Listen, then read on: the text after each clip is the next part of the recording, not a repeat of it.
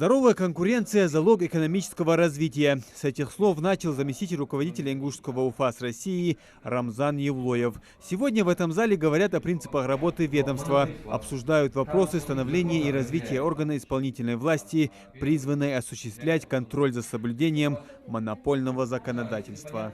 Конкуренция, рынок монополистический. Монополия на самом деле это очень плохо. И наша организация называется антимонопольной службой, потому что мы боремся с монополией, потому что без монополии убивает конкуренцию.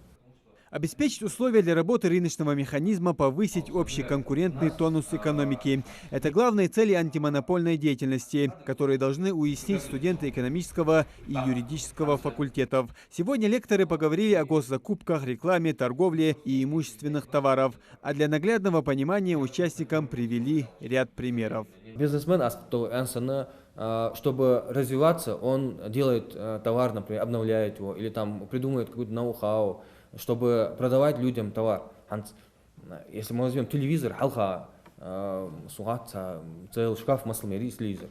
Из-за того, что была хорошая конкуренция, начали именно с телевизора. Сейчас, получается, телевизор тонкие и большая конкуренция. Вы можете взять у LG, можете взять у Samsung там, и у других производителей. Если возьмем там Китай, у них тоже, сейчас они тоже из-за конкуренции начали хорошие производить телевизоры.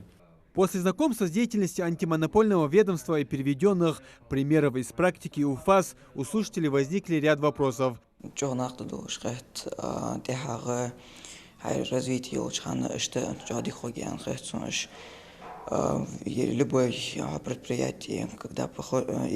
это все будет полезно.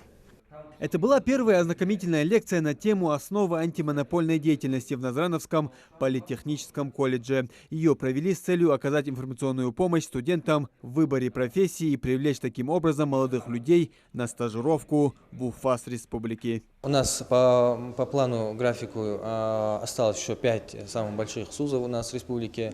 Также мы ранее проводили такие семинары в нашем государственном университете. Сотрудники УФАС рассчитывают привлечь как можно больше студентов к изучению антимонопольного законодательства, так как сейчас на этом поприще наблюдается дефицит молодых специалистов. Муслим Ганиев, Адам Гулоев, Магомед Шаухалов. Новости 24.